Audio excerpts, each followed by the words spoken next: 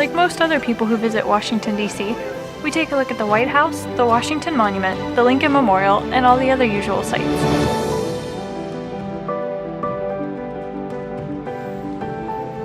Zach, convinced this was the Clinton Memorial, had something else on his mind.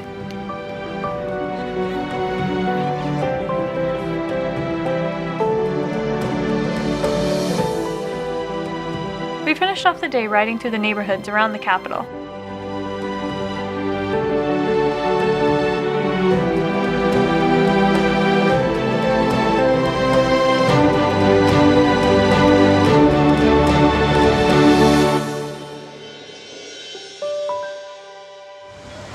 Baltimore, Maryland is your typical big US city, and this means crowded streets and traffic. Lots of traffic. That's why I prefer riding through the city at 3 a.m. No traffic, no people, just the lights and unobstructed streets. But Baltimore was having none of it.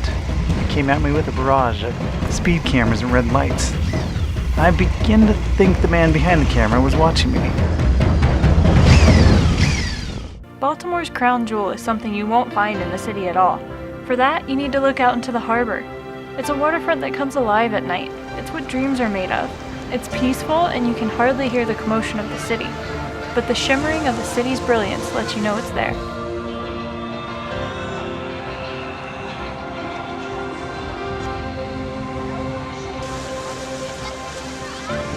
This moment of quiet with Zach couldn't have come at a better time. We both needed a romantic night as a couple. More so, I think we needed a brief change of pace. There's something special about this place, even if it does have a ridiculous amount of speed cameras. I'm going through everything. I'm just going to toss like 50% of everything I have. I want to get down to what I need, what I absolutely need. Hopefully I don't send too much stuff back and we end up needing it, but who knows. Well, if that happens, I'll deal with it then. Everything is in question and going back.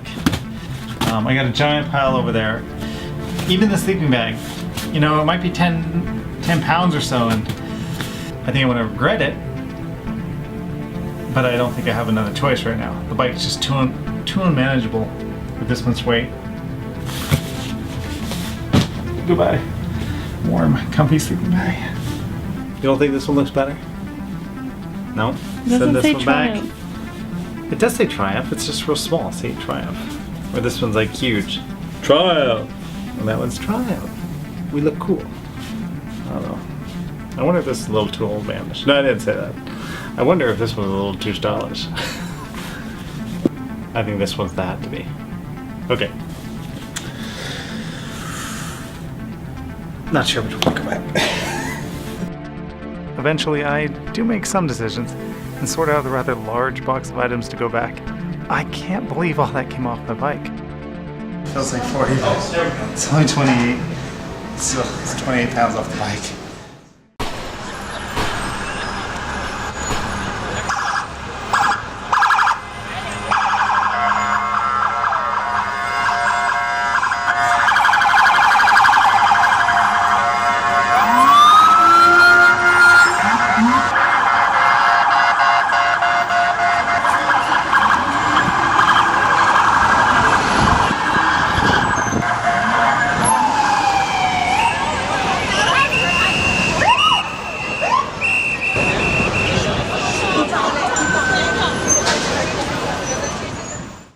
I can deal with the police shooting a machete-wielding man in the streets.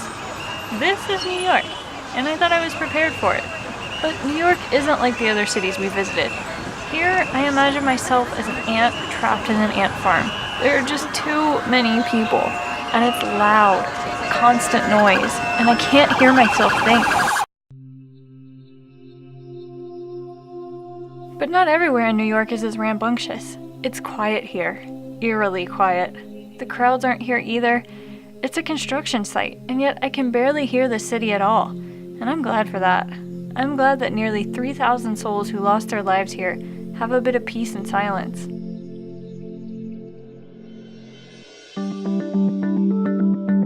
A day earlier we rode into New York, and today we're leaving the city. But before we do, we ride to the shore. It's a personal dream of mine to have been on this journey. We've traveled from coast to coast, and we're both a bit proud of what we've accomplished. San Francisco to New York. In 50 days and 7,000 miles. All right.